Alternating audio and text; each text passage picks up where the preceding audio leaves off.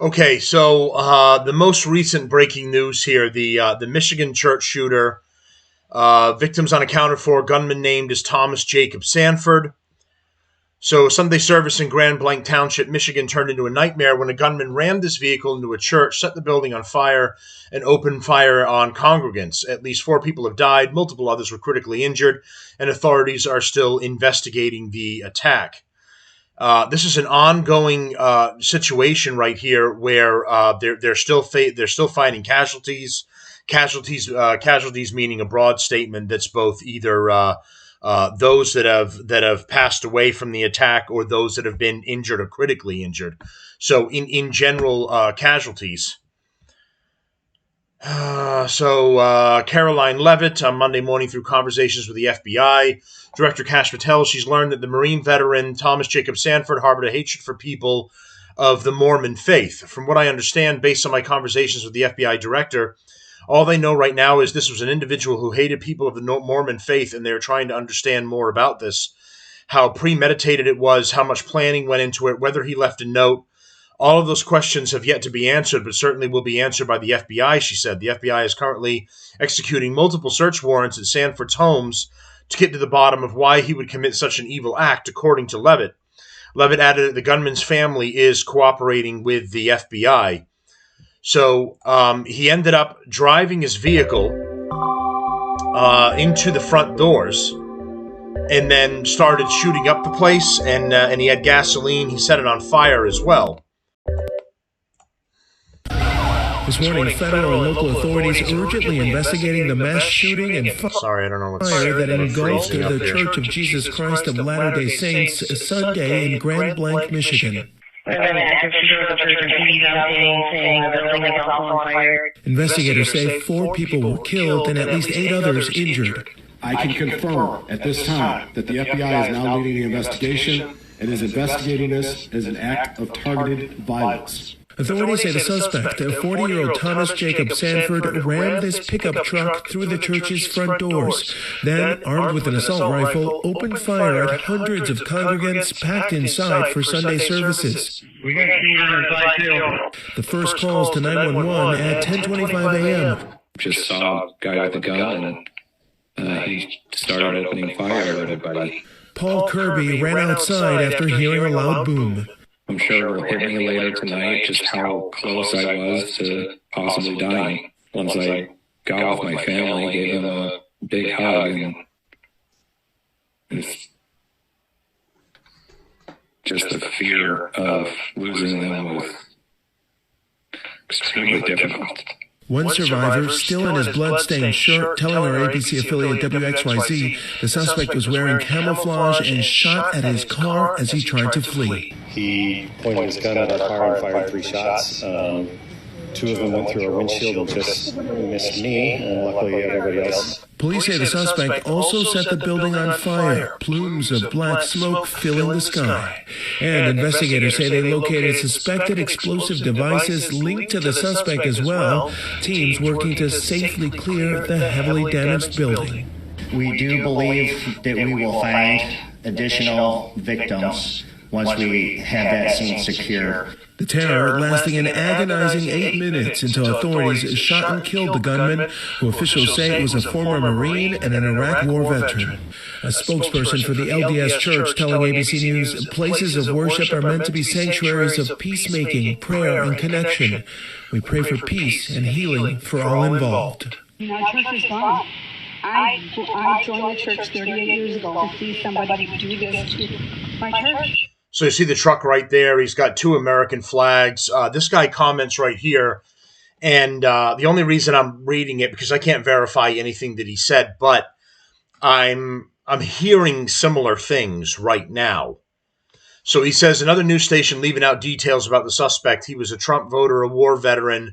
He was awarded the Marine Corps Good Conduct Medal, the Sea Service Deployment Ribbon, the Iraqi Campaign Medal, the Global War on Terrorism Service Medal, and the National Defense Service Medal, the records show. So, it's possible this, all of the shooters have been one of like a couple of things. They've either been trans affiliated, or they've just been in general radical leftists. Now it looks like this might have been like one of our side, so to speak. And if that's the case and it's accurate, I don't, this is not something we do. We don't claim him as conservatives or as a patriot. We don't do stuff like this. So whatever his mental state was, or whatever he was I'm hearing a lot of different rumors. There was like domestic abuse was one rumor, and so maybe he was after a family member or the wife or something, and was in there. And somebody else saying that did a video and said that there were reports that he kicked in the door and said, "Do you believe in Jesus and Joseph or something?" Let me see if I can find that guy. I was scrolling further down here, and he said there were currently unconfirmed reports. Bear with me one second. So this video contains, okay, I wasn't sure if they were starting to take people's videos down. So searching for this in real time. I don't know where his video went.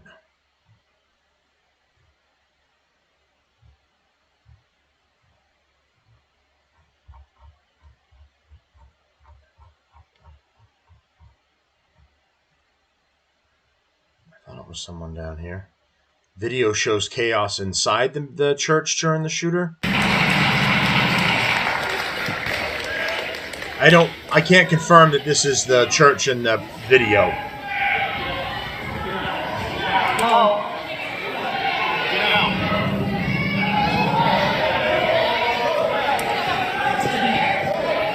Everybody to the back. Please, everybody come to the back. Come on, you gotta come. You gotta come on.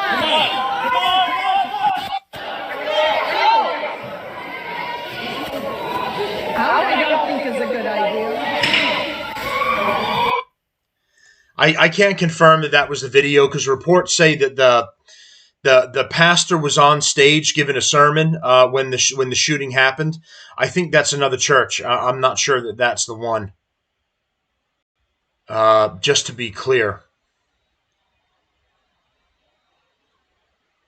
And again, here's breaking news. On Sunday, September 28, 2025, tragedy struck Grand Blanc, Michigan, during a morning worship service at a local Church of Jesus Christ of Latter-day Saints LDS congregation. A man carried out a violent attack that left multiple victims dead and wounded. Around 12:30 p.m., the suspect drove a vehicle into the church building while services were underway. He then set a fire inside the church. After igniting the blaze, he opened fire on congregants with a firearm. Police and firefighters responded within minutes. Two people were killed. In additional... So there's him with what I imagine is his family, his wife and child. I heard that weird rumor, unconfirmed rumor that there was domestic abuse thing. Maybe she was at the church. We don't have enough information right now to confirm any of that. I cannot find the other guy. I know I was going through these videos and now I can't find him, but he said that there were unconfirmed reports from people that were there. They said he walked in and asked them questions about did they believe in Jesus and Joseph and something else. So, a lot more information is going to start coming out right now as more of these people. Here it is. On the shooting that occurred at Grand Blanc, Michigan's Church of Jesus Christ of Latter-day Saints. Witnesses say that the gunman stormed into the sacrament meeting room asking people if they believed in Jesus or Joseph Smith. If they didn't answer quickly, he opened fire. This is still yet to be confirmed, but was shared by somebody who was inside the building. Members inside also report that a member of the bishopric was at the podium bearing his testimony, likely because it was fast and testimony meeting with General Conference coming next week. The bishopric member was shot in the stomach during. So see, the bishop was on the stage or at the podium talking to everybody. That video I showed you of people running, it seemed like they were setting up for a play or setting up for an event, and then they all ran. So the two scenes don't add up. Unfortunately there's been so many church shootings. You have to say it could have been one of any number of attacks on a church at this point. It's just religious attacks. You notice these aren't happening at mosques, Muslim mosques, or Indian places of worship and stuff like that, you notice that that's not happening there. It's happening to Catholics, Christians, and Mormons.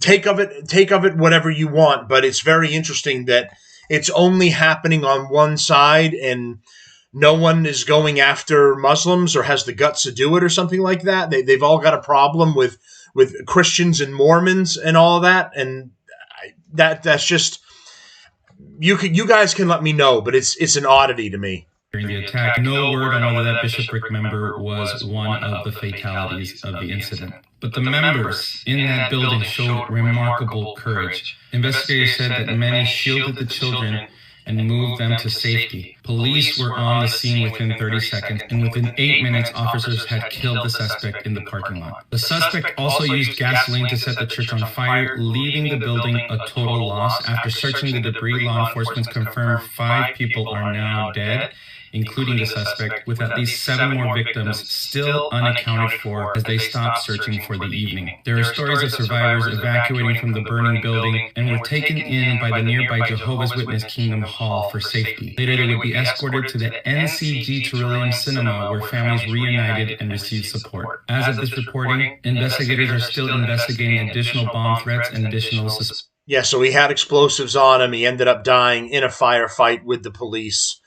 And more information has got to come out about what his motive is, and it's important to know that because it's like the movie Minority Report type of situation where can we stop these events before they happen? Can we identify a person that's about to start spiraling or going off the edge before this happens? Because it's not.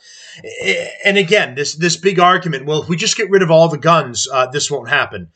Great Britain and France have gotten rid of all the guns for the most part, and it's knife attacks and people being run over by cars. People, if people want to hurt other people, they're going to find a way. And what you're talking about is reducing the numbers of casualties. That's all it is. If you take away everybody's guns and he runs in there screaming with a knife, maybe it's 3 or 4 people that were hurt instead of 9. But you've still got a situation where people are getting hurt. And then the other side of it is if you get rid of everybody's guns, only the criminals will have guns and everyone will be in danger. And that's what you're dealing with right now. If some of these people at the church were legally armed and were able to travel with their gun with them to service or to the store or whatever, you might be able to defend innocent people that are there and children that are there instead of having this horrible thing happen. At least you've got a chance.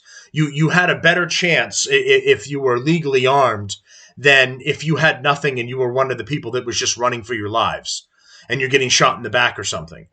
So it's not a question of the guns. It's a question of in my opinion, the mental health of whatever's going on with these people and why they choose the targets that they do. Because what do we find are the majority of the targets, right? It's schools and innocent children that can't defend themselves and where they're most likely not going to run into any resistance, right? So they're cowards. They're ultimately cowards. They're not the predator going on a hunt and looking for something that can fight back. They are cowards looking for an easy target. So they target a bunch of churchgoers that are going through a service and minding their own business. They target a school where these kids are just doing what they're legally supposed to do, right? And going through their curriculum and everyone's minding their own business. And these are their targets. And these are places where you need to start increasing security, encouraging people to be legally armed, and in setting up defense for yourself, because all of this is either, he hated these type of people at church or Mormons. So it was an act of going after religious people, or he was crazy and he had another motive and he was after somebody specifically that was in the church. Either way, we need to identify these people that are having mental illness and should be red flagged and should have their weapons taken, and so they can't harm others. And just in general, identifying these people or getting them on the radar, right? That there's a concern here and maybe we should keep an eye on that person. But more information is going to have to come out as to why he did this, why he chose this particular church, and why he wanted to harm so many people.